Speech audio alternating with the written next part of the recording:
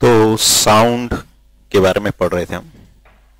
तो हमने अभी तक जो पढ़ा कि साउंड जो है कैसे प्रोपेगेट करता है, कंप्रेशन एंड रेयरफैक्शन की फॉर्म में।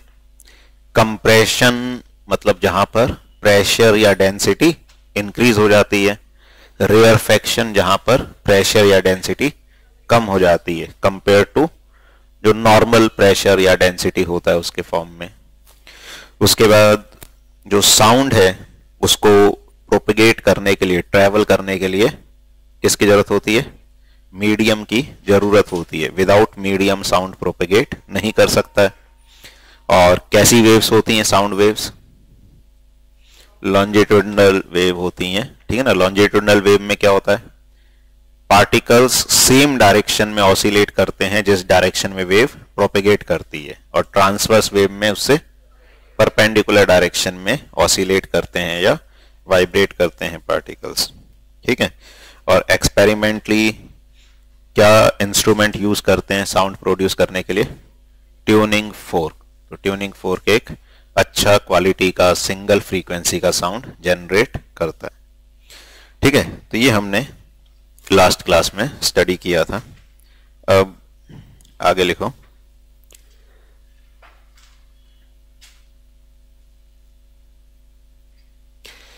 Characteristics of a sound wave.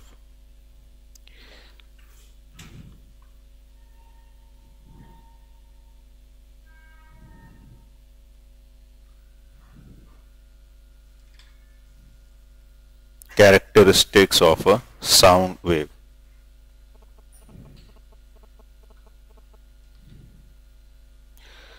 तो देखो, साउंड को डिस्क्राइब करने के लिए हम कुछ पैरामीटर्स यूज करते हैं जिनको हम कैरेक्टरिस्टिक्स बोल सकते हैं। मेनली 3 सफिशिएंट पैरामीटर्स होते हैं। लिखो, we can describe a sound wave, we can describe a sound wave by its, first लिखो frequency, second amplitude, third speed।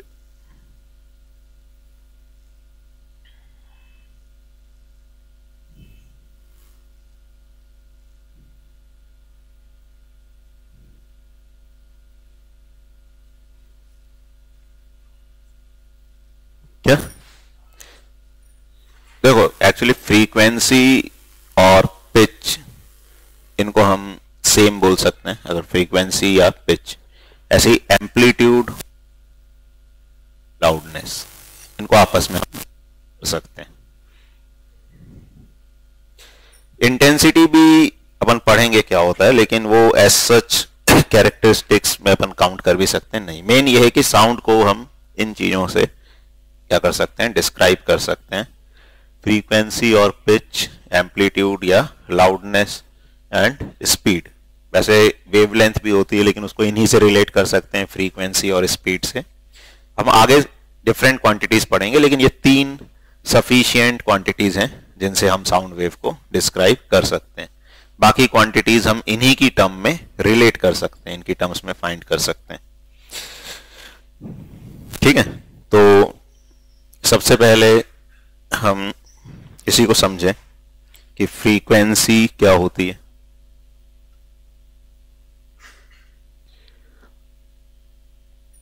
Frequency क्या होती है? हाँ, तो जैसे हमने ये देखा था कि जो साउंड है वो कंप्रेशन और रेयरफैक्शन की फॉर्म में आगे बढ़ती है। अब कंप्रेशन या रेयरफैक्शन में हमने जैसे एक ग्राफ देखा था इस तरह से कि अगर हम प्रेशर या डेंसिटी का ग्राफ बनाएं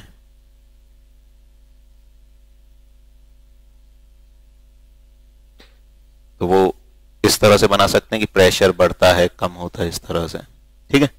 और ये क्या है? नॉर्मल प्रेशर जो है या डेंसिटी।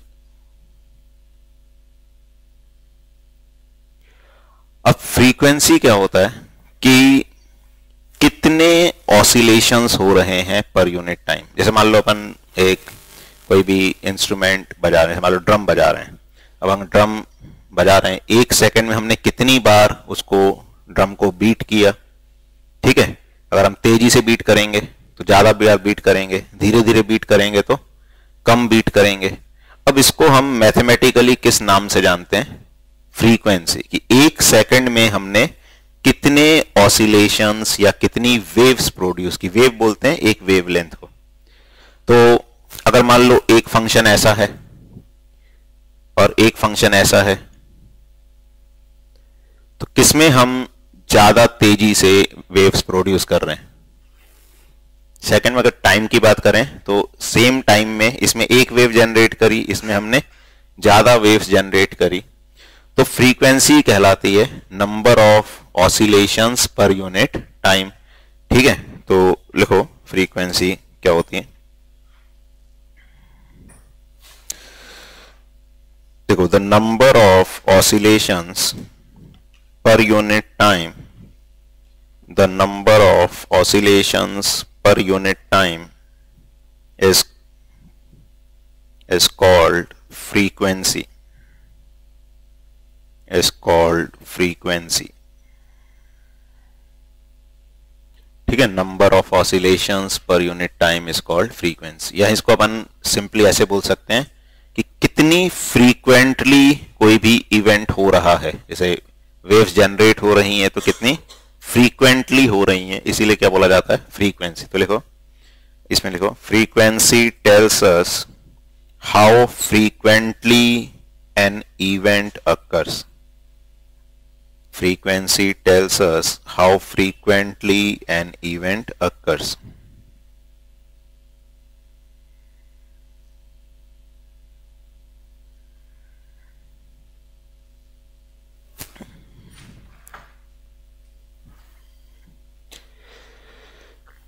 अगर हमें जैसे फ्रीक्वेंसी मेजर करनी है तो हम ऐसा कर सकते हैं कि किसी पॉइंट से 1 सेकंड में कितने रेयर फ्रैक्शंस और कंप्रेशंस जाएंगे वो हम मेजर कर लें।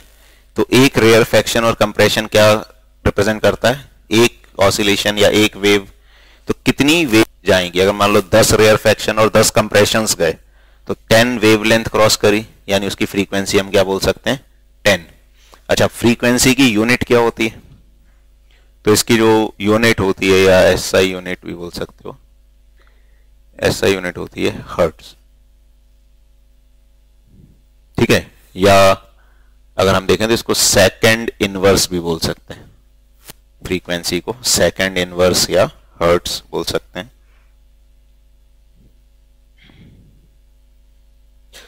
इसको रिप्रेजेंट करते हैं, इट इज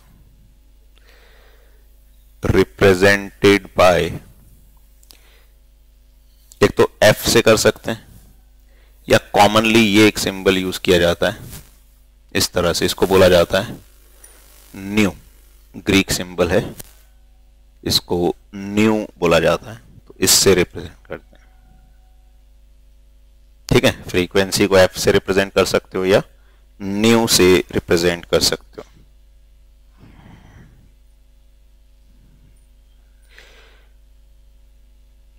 ठीक है, अच्छा इसमें एक और टर्म लिखो। चलो, तो फ्रीक्वेंसी में अपन एग्जांपल के लिए ये बता सकते हैं कि जैसे अगर 2 वेव्स हैं, ये है वेव 1 और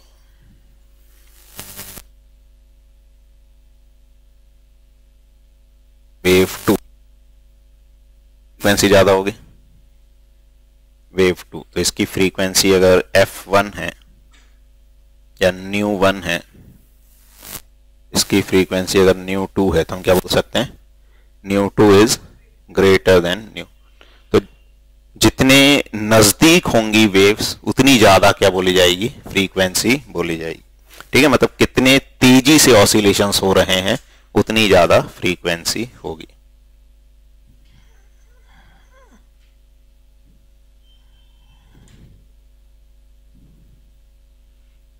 ठीक है, अच्छा, आगे एक टर्म लिखो, टाइम पीरियड, जिसको कैपिटल टी से डिनोट करते हैं, time period.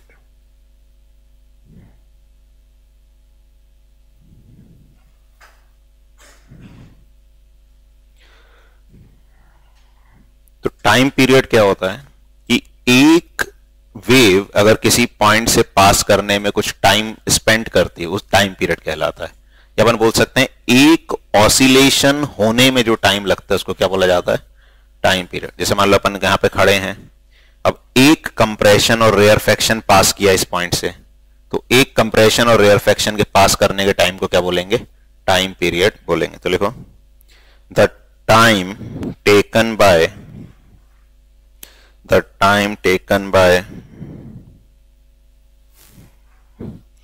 two consecutive compressions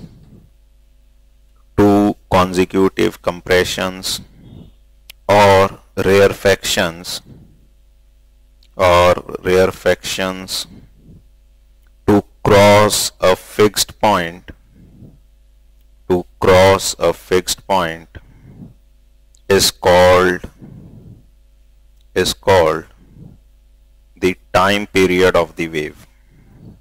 To cross a fixed point is called the time period of the wave.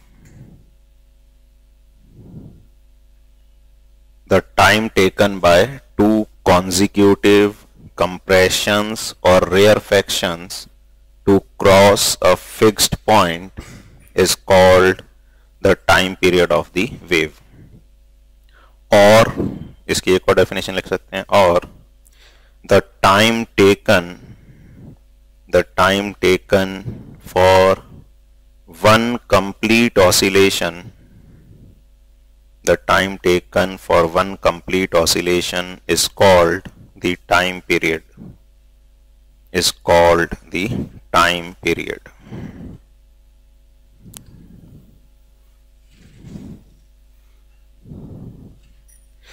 ठीक है, जैसे मान लो ये वेव है इस तरह से, ठीक है, ये अब क्या कहलाएगा, ये कंप्रेशन हो गया, ये रेयरफेक्शन, ये कंप्रेशन मतलब जहां पे प्रेशर ज्यादा है, प्रेशर देख रहे हैं, ये क्या हो गया, रेयरफेक्शन। तो ऐसे ये जो दो मैक्सिमम है या दो मिनिमम होते हैं, इनके बीच की डिस्टेंस को क्या कहते हैं, वेवलेंथ। ठीक है, दो मैक्सिमम एक साथ या दो मिनिमम एक साथ हैं, इस डिस्टेंस को वेवलेंथ बोलते हैं। तो अगर हम किसी पॉइंट पे खड़े हैं, यहां पे खड़े हैं, जैसे अब ये वाला कंप्रेशन पास किया यहां से, थोड़े समय बाद जब ये वाला कंप्रेशन पास करेगा, तो ये जितने टाइम के बाद पास करेगा उस टाइम को हम क्या बोलते हैं, टाइम पीरियड। कि हम एक पॉइंट पे खड़े हैं, वेव आगे बढ़ रही है, वेव आगे बढ़ने का मतलब ये जो पैटर्न है ये ऐसे आगे जा रहा है, कंप्रेशन भी आगे जाएगा, रेयरफेक्शन भी आगे जाएगा। तो हम यहां पे अगर खड़े हैं तो ये कंप्रेशन गया, उसके बाद ये कंप्रेशन कितने टाइम के बाद जाएगा, उस टाइम को हम क्या बोलेंगे, टाइम पीरियड।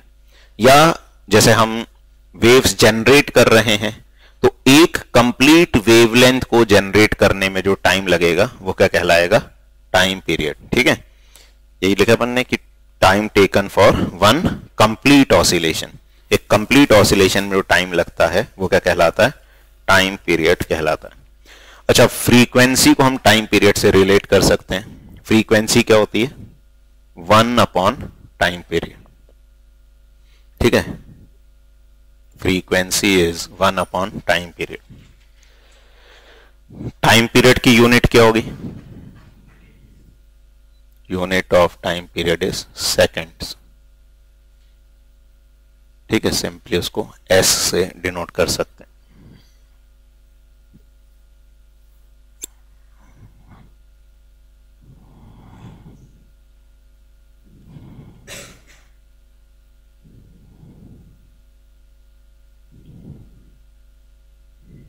ठीक है, उसके बाद लिखो पिच।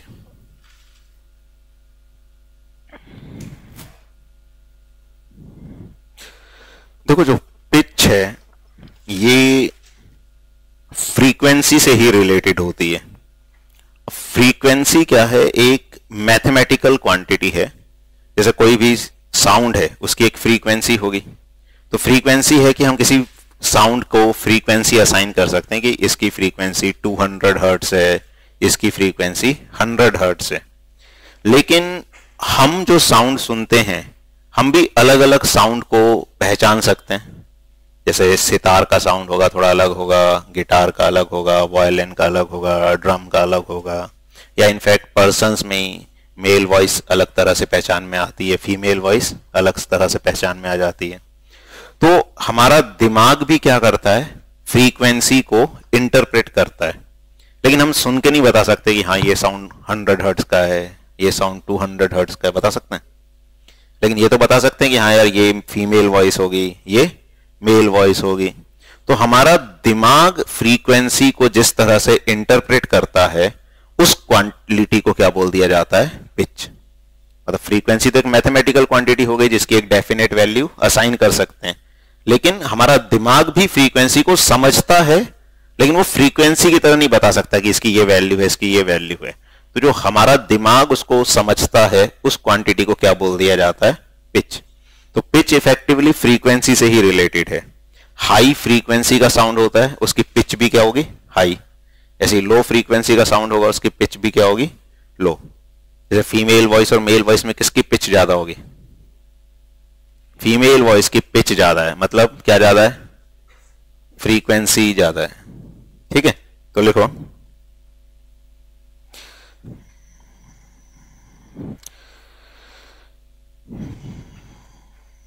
लिखो how the brain interprets, how the brain interprets the frequency of an emitted sound, the frequency of an emitted sound is called the pitch. How the brain interprets the frequency of an emitted sound is called the pitch.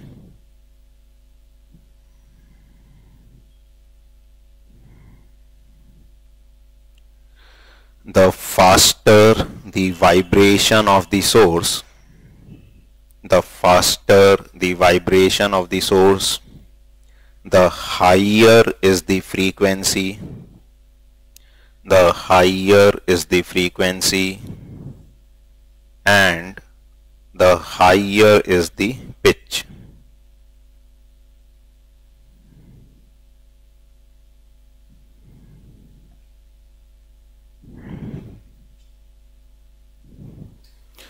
ठीक है, तो high pitch implies high frequency and low pitch implies low frequency. ठीक है, तो ज्यादा frequency होगी तो pitch भी ज्यादा होगी, कम फ्रीक्वेंसी होगी तो पिच भी कम होगी।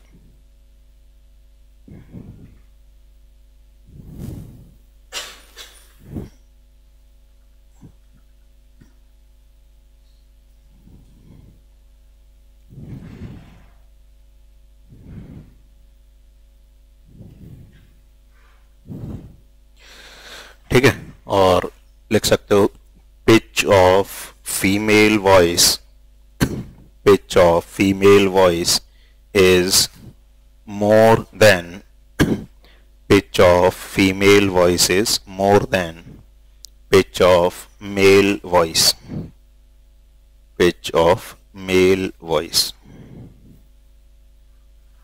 फीमेल वॉइस की पिच मेल वॉइस की पिच से ज्यादा होगी। अच्छा, अगर मान लो ये एक वेव फंक्शन दे रखा है टाइम के साथ, मान लो प्रेशर दे रखा है टाइम के साथ इस तरीके से,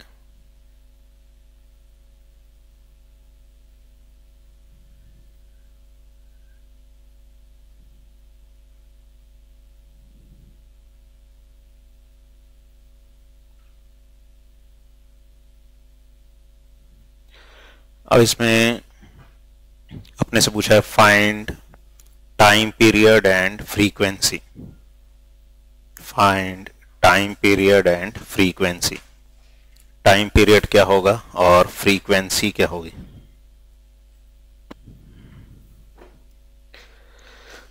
देखो अब इसमें टाइम पीरियड क्या होता है, वन कंप्लीट ऑसिलेशन का टाइम।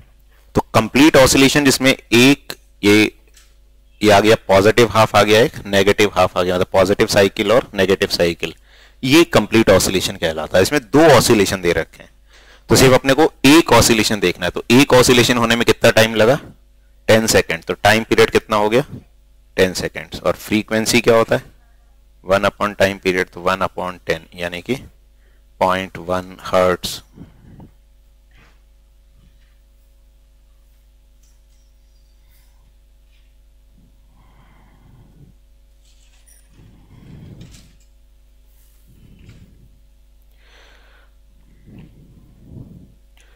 ठीक है, इसके बाद लिखो एम्पलीट्यूड। एम्पलीट्यूड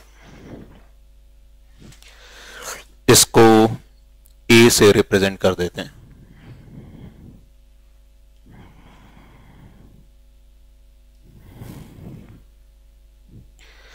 अब एम्पलीट्यूड क्या होता है, किसी भी जैसे वेव में ये जो मीन वैल्यू है, इससे कितना मैक्सिमम ऊपर गया या कितना मैक्सिमम नीचे गया, उस जो क्वांटिटी है उसको क्या बोल देते हैं, एम्पलीट्यूड बोलते हैं। मतलब मैक्सिमम कितना वेरिएशन हुआ फ्रॉम द मीन वैल्यू।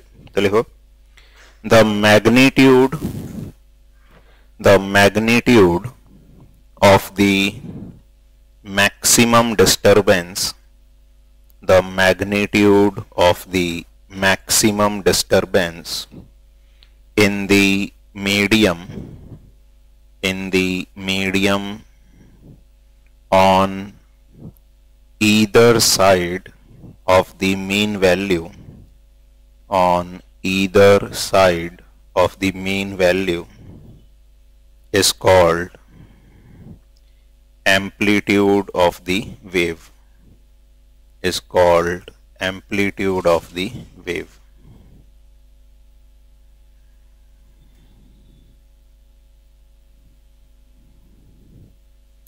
ठीक है, तो मीन वैल्यू से कितना मैक्सिमम उसका डिस्टरबेंस हुआ और उसका मैग्नीट्यूड लेना है। मतलब वो एम्पलीट्यूड हमेशा कैसा आएगा, पॉजिटिव। ठीक है ना, एम्पलीट्यूड नेगेटिव नहीं होगा। अच्छा, अब इसकी यूनिट क्या होगी, नहीं, अगर हम डेंसिटी का ग्राफ बना रहे हैं तो जो डेंसिटी की यूनिट होगी वही हो जाएगी। अगर हम प्रेशर का ग्राफ बना रहे हैं तो जो प्रेशर की यूनिट होगी वही। एम्पलीट्यूड बेसिकली यही बता रहा है कि प्रेशर कितना ज्यादा होगा अगर प्रेशर की बात कर रहे हैं, या डेंसिटी की बात कर रहे हैं तो डेंसिटी कितनी ज्यादा। समझ आ रहा है, अगर हम डेंसिटी की बात कर रहे हैं तो यूनिट हो जाएगी डेंसिटी वाली। डेंसिटी की क्या यूनिट होती है, डेंसिटी होती है मास अपॉन वॉल्यूम, तो केजी पर मीटर क्यूब। और अगर प्रेशर का ग्राफ बना रहे हैं तो प्रेशर की क्या यूनिट होती है, पास्कल या न्यूटन पर मीटर स्क्वायर। तो लिख लो इट इज, ऐसे लिख लो, it's unit will be that of density और pressure. It's unit will be that of density और प्रेशर। इसकी यूनिट वही होगी जो डेंसिटी या प्रेशर की होगी।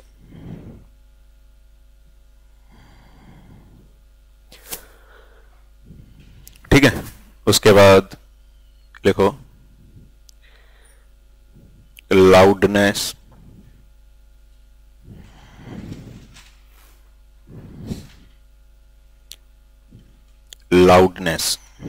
इसमें लिखो the loudness or softness of a sound, the loudness or softness of a sound is determined basically by its amplitude, is determined basically by its amplitude।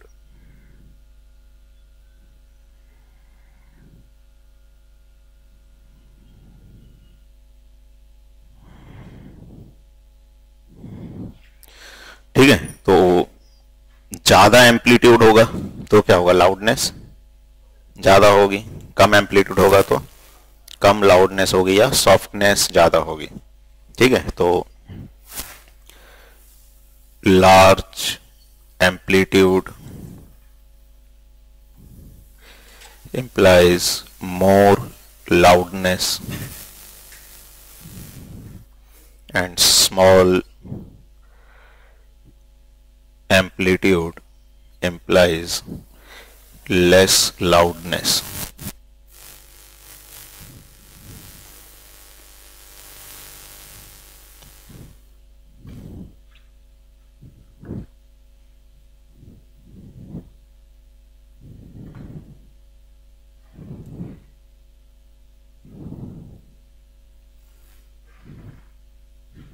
ठीक है, तो अगर हम ग्राफिकली देखें, मान लो ये वेव डिस्टरबेंस है, ठीक है ना। वेव डिस्टरबेंस में प्रेशर भी हो सकता है, डेंसिटी भी हो सकती है।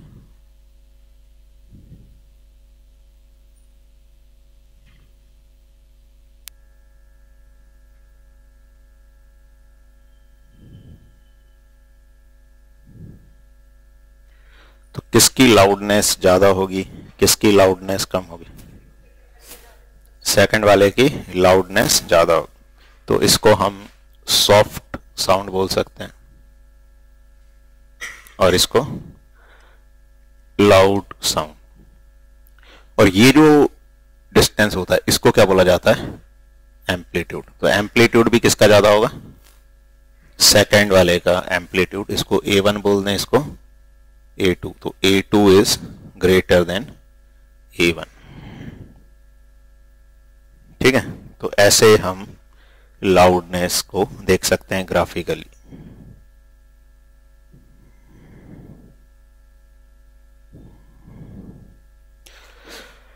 अच्छा, अब ये तो ग्राफिकली हो गया। वैसे लाउडनेस ज्यादा या कम क्या हो, कब होगी, वो इंस्ट्रूमेंट पे डिपेंड करता है क्या? नहीं, वो डिपेंड करता है जो हम फोर्स लगा रहे हैं वो कितना हो। जैसे हमको ड्रम बजाना है, हम हल्के हल्के ड्रम बजा रहे हैं, तो ड्रम तो बज रहा है लेकिन उसकी साउंड की लाउडनेस क्या होगी, कम। हम अगर ज्यादा फोर्स से ड्रम बजा रहे हैं तो लाउडनेस क्या होगी, ज्यादा। ठीक है, तो सेम फ्रीक्वेंसी का साउंड भी अलग अलग लाउडनेस का हो सकता है डिपेंडिंग ऑन एम्पलीट्यूड कम है या ज्यादा। और वो एम्पलीट्यूड किस पे डिपेंड करेगा, हम कितने फोर्स से वाइब्रेशंस कर रहे हैं। जितने ज्यादा फोर्स से वाइब्रेशन करेंगे उतने ज्यादा क्या होंगे, लाउड। जैसे अपन बोलते ही हैं, अगर अपन कम एनर्जी से कम फोर्स से बोलेंगे तो लाउडनेस कम होगी, ज्यादा फोर्स से बोलेंगे तो लाउडनेस ज्यादा होगी। ठीक है, तो लिखो इसमें आगे, the amplitude of sound wave, the amplitude of sound wave depends upon the force with which an object is made to vibrate. Force with which an object is made to vibrate.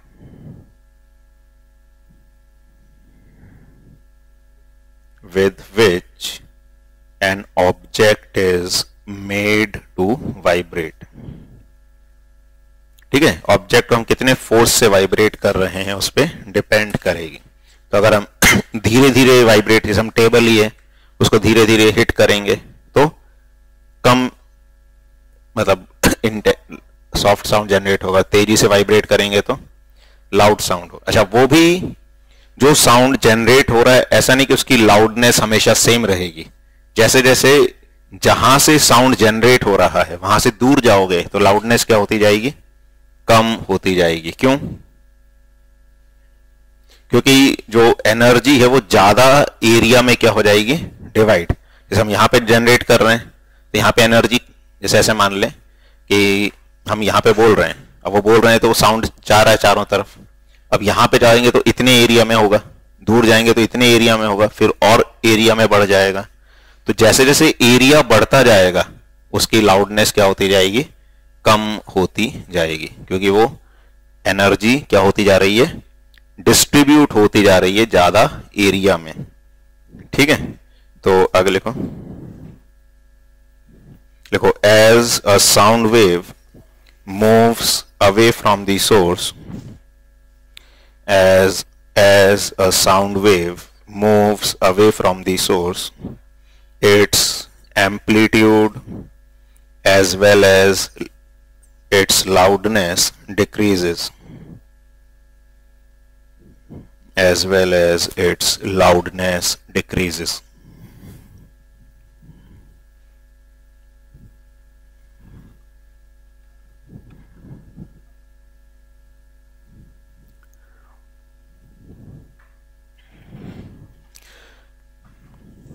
ठीक है, इसके बाद एक term लिखो,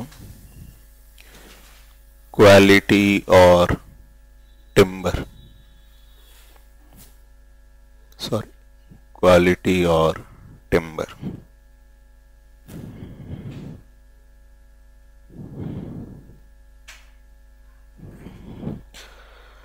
अब देखो, अगर दो साउंड हैं, दोनों की पिच सेम है, लाउडनेस भी सेम है, फिर भी वो हमको कई बार अलग अलग अपीयर होंगी, अलग अलग सुनाई देंगी।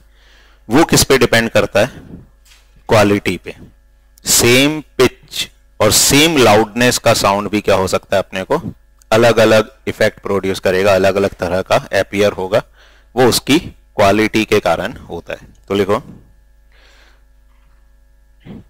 देखो द क्वालिटी और timbre of sound, the quality और timbre of sound is that characteristic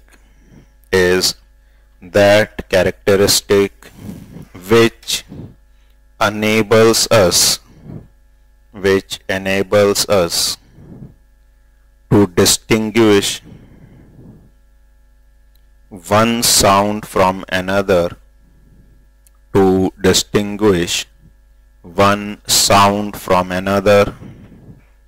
having the same pitch and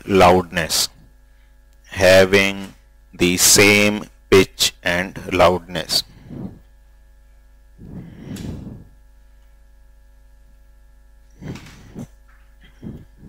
ठीक है।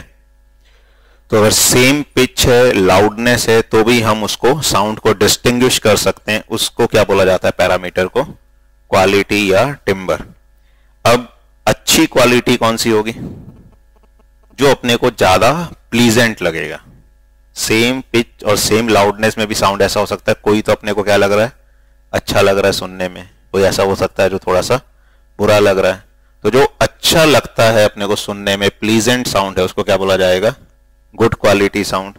और जो प्लीजेंट नहीं है वो बैड क्वालिटी या नॉट गुड क्वालिटी। ठीक है ना, जैसे नॉइस, भाई वो भी क्या है, साउंड है, लेकिन अपने को प्लीजेंट नहीं लगता है। तो इस तरीके, तो लिखो आगे, the sound which is more pleasant, the sound which is more pleasant is said to be of a rich quality, is said to be of a rich quality.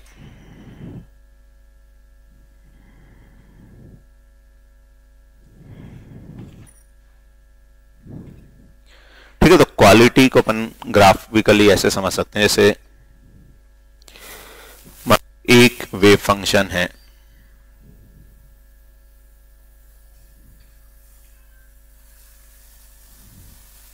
वो कुछ इस तरह का है। ठीक है, दूसरा वेव डिस्टरबेंस है,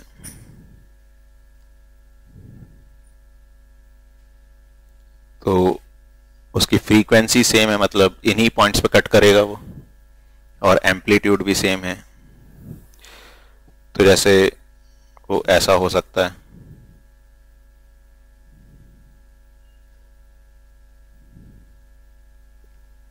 तो दोनों की फ्रीक्वेंसी क्या है, सेम, बराबर टाइम के बाद वो रिपीट हो रहा है फंक्शन, दोनों कम मैक्सिमम वैल्यू भी सेम है। मान लो ये ए है तो ये भी कितना है, ए। तो दोनों की फ्रीक्वेंसी सेम है, दोनों का एम्पलीट्यूड सेम है, लेकिन फिर भी देखोगे दोनों की वेव फॉर्म अलग अलग तरह की है। ठीक है, तो क्या डिफरेंट हो जाएगा इनमें, क्वालिटी। अच्छा, कौन सी अच्छी क्वालिटी का होगा? हाँ, जो जनरली स्मूथ वेव फॉर्म होगी वो ज्यादा अच्छी क्वालिटी की होगी, और जो ऐसी होगी वो कम क्वालिटी। ठीक है, तो ऐसे क्वालिटी अलग अलग होती है। तो फ्रीक्वेंसी सेम हो सकती है, एम्पलीट्यूड सेम हो सकता है, लेकिन फिर भी क्वालिटी डिफरेंट हो सकती है। अच्छा, दो टर्म्स और यूज की जाते हैं कई बार। लिखो टोन। टोन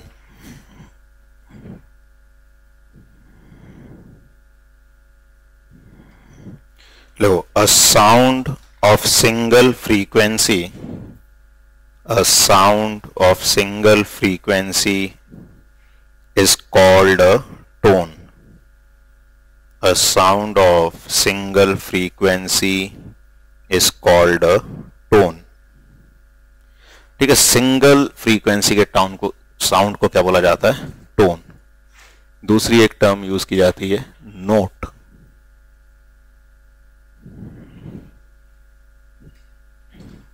लिखो, the sound which is produced, the sound which is produced due to a mixture of several frequencies, the sound which is produced due to a mixture of several frequencies is called a note, is called a note, and is pleasant to listen to.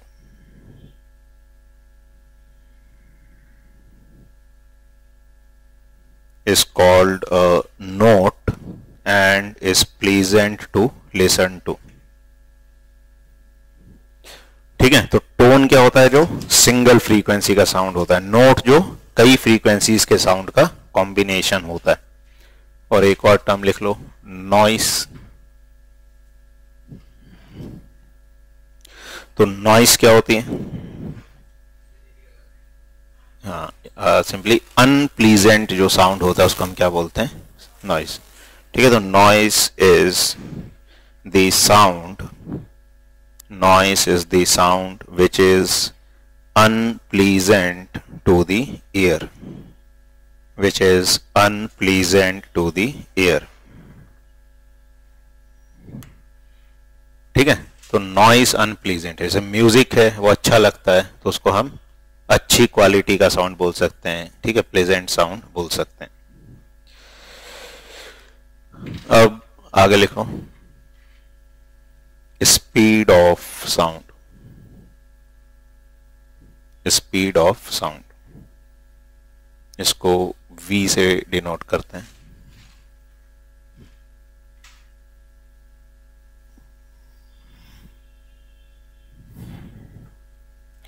तो speed of sound क्या होता है? तो speed of sound होता है जो sound wave है या डिस्टरबेंस है वो कितनी स्पीड से मीडियम में ट्रेवल करता है। ठीक है, तो लिखो, speed of sound is defined as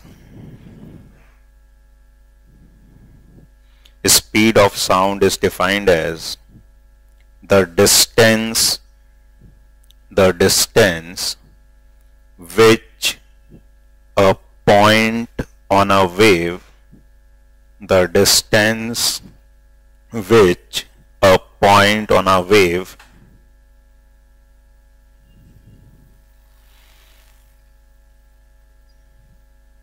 travels per unit time, travels per unit time।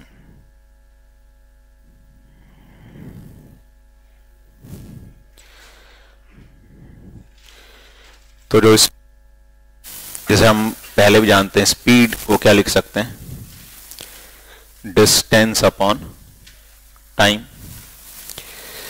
अब यहां पे हम क्या कह रहे हैं कि अगर कोई भी जो वेव है इसका कोई भी पॉइंट है, चाहे यहां का पॉइंट ले लो, यहां का या यहां का, ये यूनिट टाइम में कितना डिस्टेंस ट्रेवल करता है उसी को क्या बोलते हैं, स्पीड।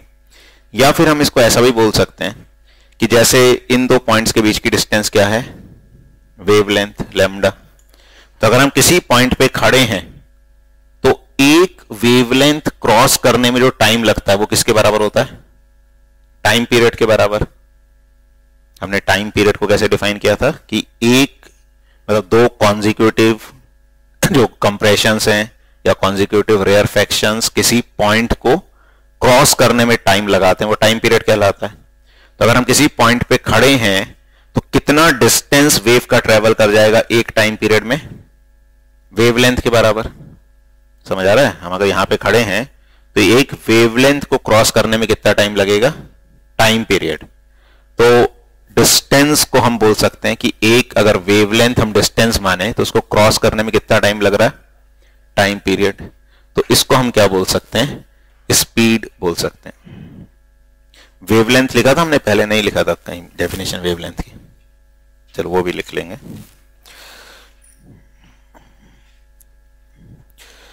तो ये ठीक है, स्पीड हो जाएगी wavelength upon lambda upon T, where ये सिंबल होता है लैम्डा। ठीक है, सिंबल को लैम्डा बोला जाता है। लैम्डा इंप्लाइज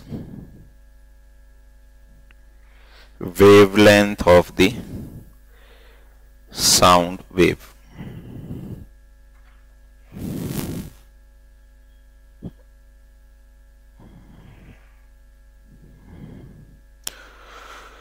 और इसकी डेफिनेशन ऐसे लिख सकते हो,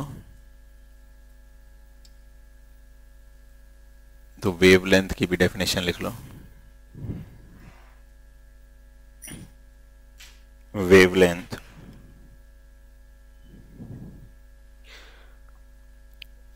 लिखो, it is the distance traveled by the sound wave. It is the distance traveled by the sound wave in one time period of the wave.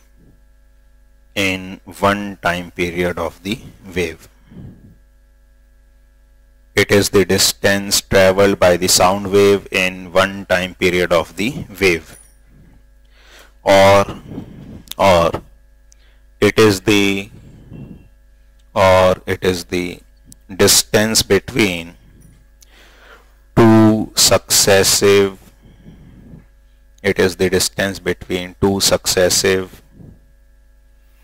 compressions or rarefactions.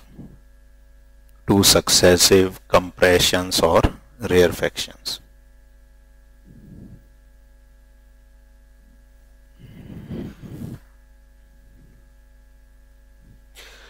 ठीक है, तो वेवलेंथ को क्या लिख सकते हो, इसको लिख सकते हो v इंटू टी। एक टाइम पीरियड में वेव कितना डिस्टेंस ट्रेवल करेगी, तो अगर वेव की स्पीड v है तो एक टाइम पीरियड में वो कितना डिस्टेंस ट्रेवल कर लेगी, v इंटू टी। ठीक है, तो ये वेवलेंथ को मतलब बेसिकली यही चीज हो गई। v लैम्डा बाय टी है तो लैम्डा को क्या लिख सकते हैं, v इंटू टी। या फिर वेव में जो हमने पहले भी अभी लिखा था कि दो कंप्रेशंस या दो कॉन्जिक्यूटिव रेयरफैक्शंस के जो बीच की डिस्टेंस है इसको क्या बोल सकते हैं हम, लैम्डा। या ऐसे बोल सकते हैं दो क्रेस्ट्स या दो ट्रफ्स, उनके बीच की डिस्टेंस को क्या कहते हैं, वेवलेंथ कहते हैं।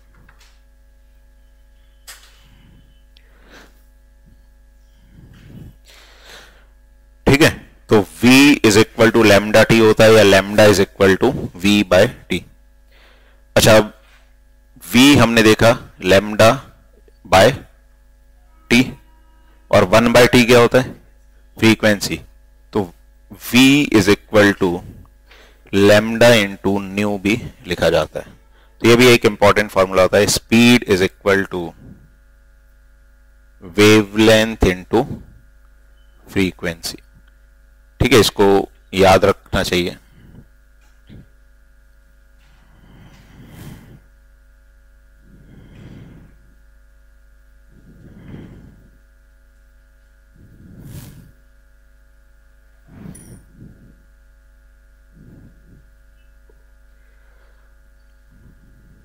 ठीक है, अच्छा, जो स्पीड है ये किस पे डिपेंड करती है? मीडियम पे। तो किसी पर्टिकुलर मीडियम पे स्पीड हमेशा क्या रहेगी? फिक्स। तो अगर फ्रीक्वेंसी चेंज होगी तो क्या चेंज हो जाएगा? वेवलेंथ चेंज हो जाएगी। फ्रीक्वेंसी तो फिक्स रहेगी, सॉरी स्पीड फिक्स रहेगी किसी मीडियम में, तो वेवलेंथ और फ्रीक्वेंसी आपस में चेंज हो। तो लिखो, नोट करके लिखो, the speed of sound, the speed of sound almost remains the same. The speed of sound almost remains the same for all frequencies, for all frequencies in a given medium, for all frequencies in a given medium, for all frequencies in a given medium under the same physical conditions, under the same physical conditions.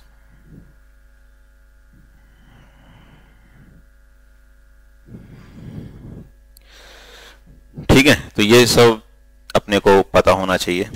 तो speed क्या होती है कि wave किस speed से move कर रही है मीडियम में, और उसको हम क्या लिख सकते हैं? Lambda upon T. Lambda is wavelength. Wavelength को ऐसे डिफाइन कर सकते हैं कि एक टाइम पीरियड में वेव कितना डिस्टेंस ट्रेवल कर रही है, तो वो क्या होगी? v into T. और एक ये रिलेशन हम इस तरह से लिख सकते हैं। चलो, जैसे मान लो एक इस तरह का ग्राफ दिया हुआ है अपने को,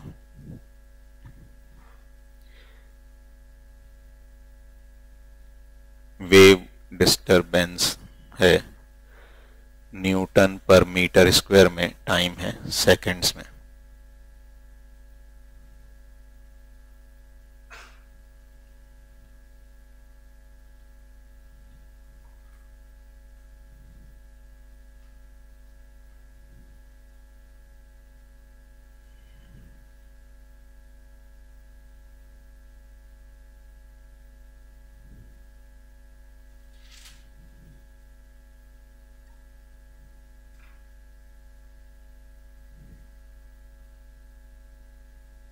ठीक है, ये एक ग्राफ दिया हुआ है और वेव स्पीड दी हुई है। Find amplitude, time period, frequency and wavelength. Find amplitude, time period, frequency and wavelength.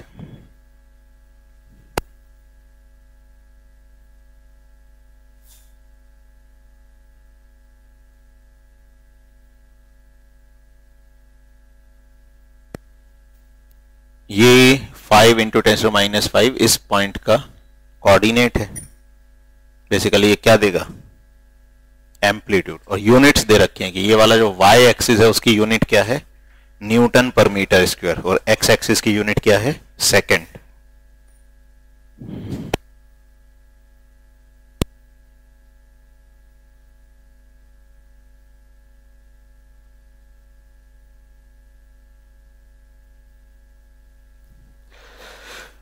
देखो, इसमें एक चीज जो थोड़ी कंफ्यूजिंग हो सकती है, अगर कई बार ये ग्राफ टाइम के साथ दिया होता है, तो टाइम के साथ जब ग्राफ दिया है तो एक कंप्लीट ऑसिलेशन का ये टाइम क्या कहलाता है? Time period. और कई बार ऐसा होता है कि ये ग्राफ पोजीशन के साथ दिया होता है। ठीक है, समझ आ रहा है? ये किसके फंक्शन में दिया हुआ है? टाइम। तो ये चीज क्या कहलाएगी?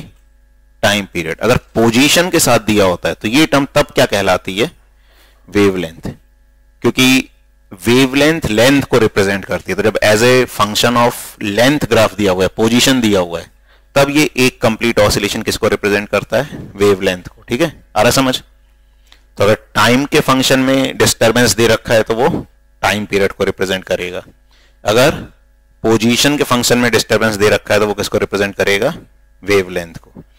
तो यहां पर ये टाइम को रिप्रेजेंट करेगा। तो सबसे पहले एम्पलीट्यूड पूछा है, तो एम्पलीट्यूड ये वाली वैल्यू हो जाएगी 5 इंटू 10⁻⁻5 न्यूटन पर मीटर स्क्वायर। टाइम पीरियड, अब ये टाइम पीरियड हो जाएगा कितना?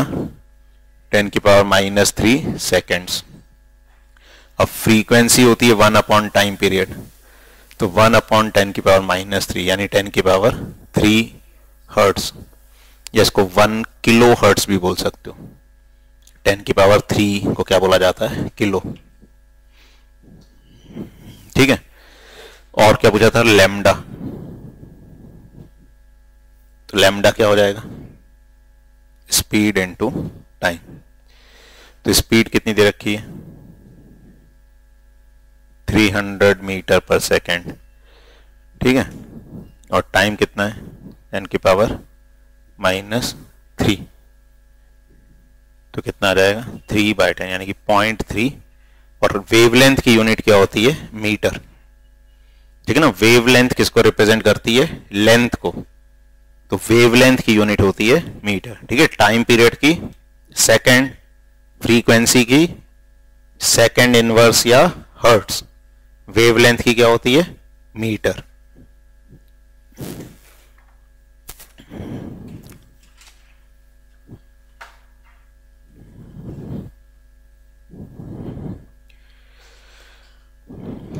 अच्छा, अगला एक क्वेश्चन लिखो। लिखो, अ sound wave has a frequency of 2 kilohertz. A sound wave has a frequency of 2 kilohertz and wavelength 15 centimeter and wavelength 15 centimeter. How long will it take to travel 1.5 kilometer? To travel 1.5 kilometer.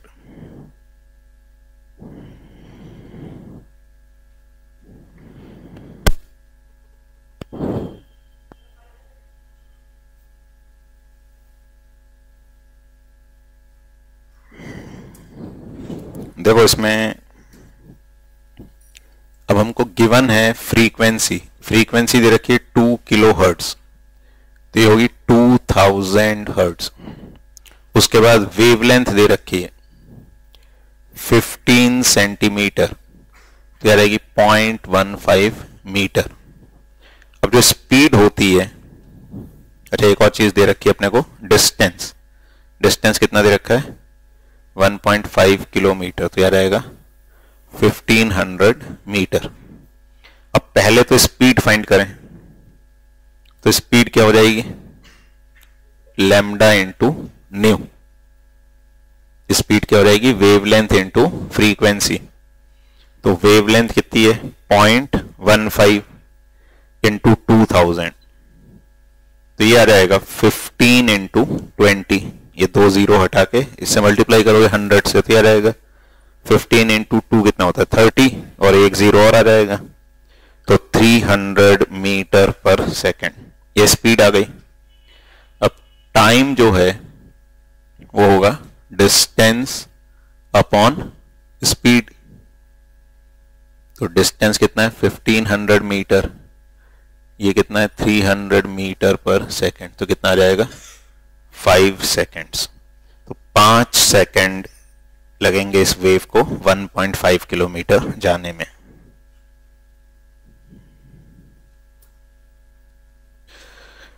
Next question लिखो, calculate the wavelength of a sound wave. Calculate the wavelength of a sound wave whose frequency is whose frequency is 220 hertz, whose frequency is, calculate the wavelength of a sound wave whose frequency is 220 hertz and speed is 440 meter per second. Speed is 440 meter per second in a given medium. In a given medium. Frequency is 220 hertz and speed is 440 meter per second in a given medium.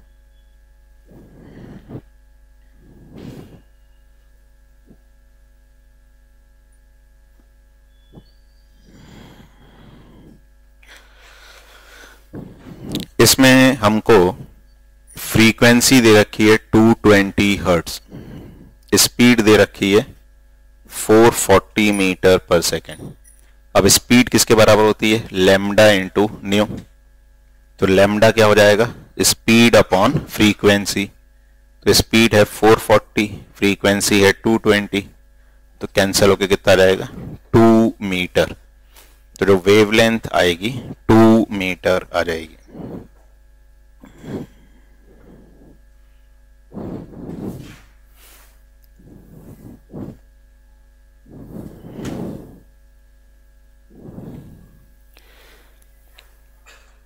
आगे लिखो intensity of sound. Intensity of sound.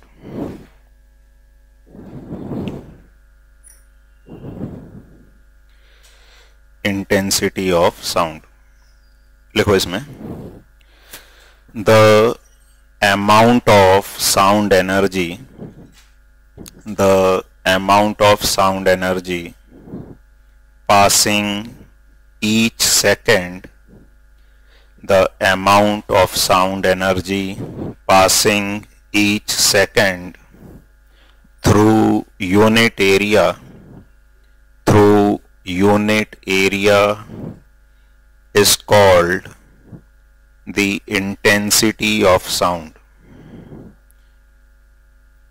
The amount of sound energy passing each second through unit area is called the intensity of sound.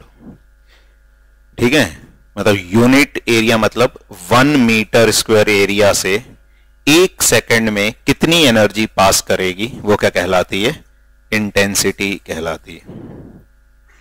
ठीक है, जैसे energy per unit time क्या होता है? Power. तो अपन ऐसा बोल सकते हैं पावर पर यूनिट एरिया क्या हो जाएगा? इंटेंसिटी। ठीक है ना, मतलब इंटेंसिटी को हम ऐसे भी बोल सकते हैं, intensity is power upon area. तो पावर पर यूनिट एरिया, ठीक है ना, energy per unit time per unit area. Energy per unit time क्या होती है? पावर। तो पावर अपॉन एरिया बोल सकते हैं इसको।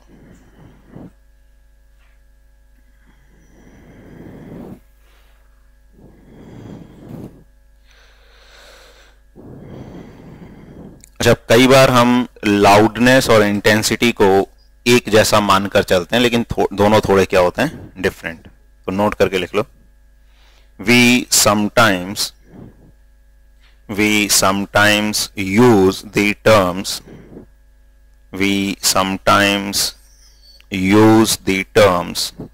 loudness and intensity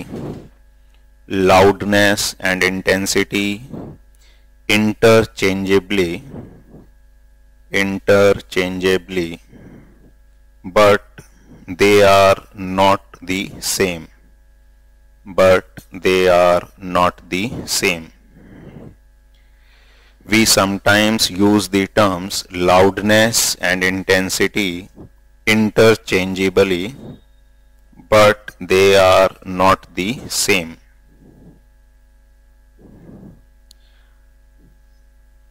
Loudness is a measure of loudness is a measure of the response of the ear to the sound. Loudness is a measure of the response of the ear to the sound. Of the ear to the sound.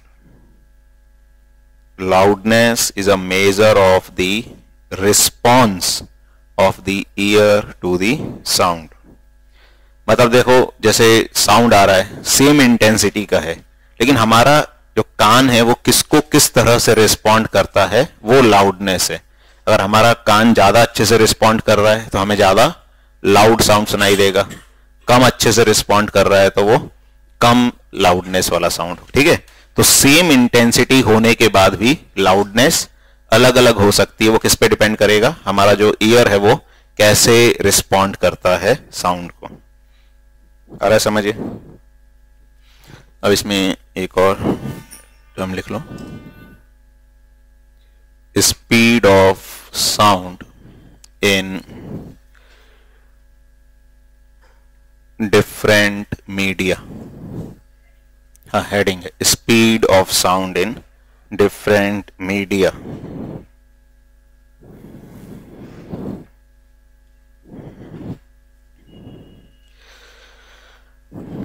अब देखो, sound किसी भी medium में एक finite speed से move करता है.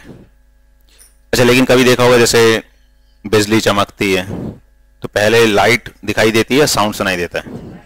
Light दिखाई देती है, क्यों? क्योंकि लाइट की स्पीड साउंड की स्पीड से काफी ज्यादा होती है. ठीक है, तो हमें लाइट पहले चमकती हुई दिखाई देती है, फिर साउंड आता है. तो ये अपने को इंफॉर्मेशन के लिए पता होना चाहिए बस. तो और जो साउंड की स्पीड है वो डिपेंड करती है मीडियम पे. अब मीडियम के प्रेशर, टेम्परेचर, इन पे भी डिपेंड करती है. मतलब एक पर्टिकुलर मीडियम में सेम प्रेशर और टेम्परेचर पे स्पीड क्या रहती है, फिक्स रहती है. और स्पीड अलग अलग मीडियम में अलग अलग होती है. जैसे सबसे ज्यादा किस में होती है, हमने लास्ट क्लास में डिस्कस किया था, सॉलिड्स में, फिर लिक्विड्स में और फिर गैसेस. तो ये कुछ टर्म्स हैं जो हम लिख लें यहाँ पे. तो लिख लो, फर्स्ट पॉइंट लिख लो, sound travels with a speed which is much less than the speed of light.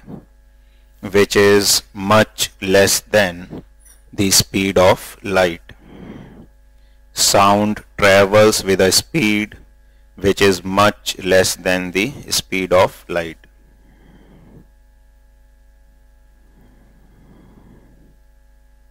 Second point लिखो, the speed of sound depends on the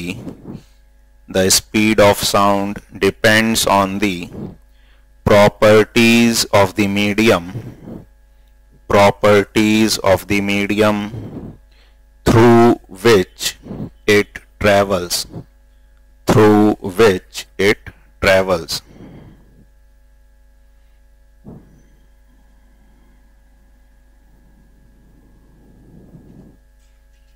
इसी में लिखो, it depends on temperature and pressure of the medium.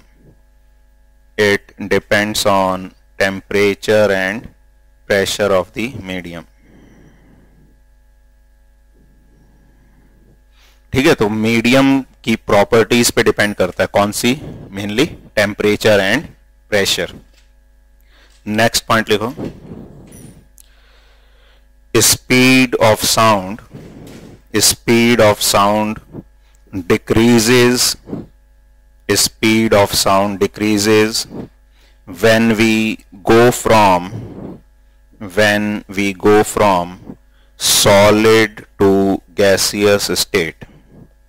Speed of sound decreases when we go from solid to gaseous state.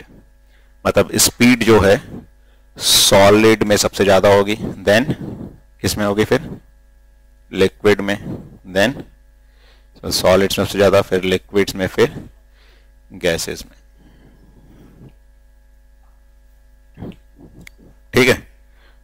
Last point लिखो, in any medium as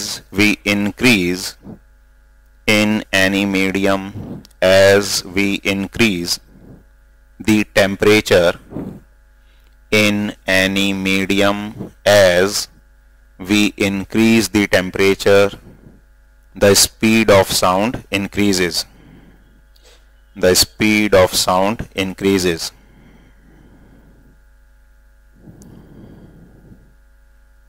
For example, in air at 0 degree Celsius जो speed होती है ये होती है 331 metre per second, and at 22 degree Celsius जो speed होती है ये होती है 344 metre per second. Yes, information के लिए पता होना चाहिए, याद रखने की जरूरत नहीं है। टेम्परेचर बढ़ने के साथ स्पीड क्या हो जाती है, बढ़ती है।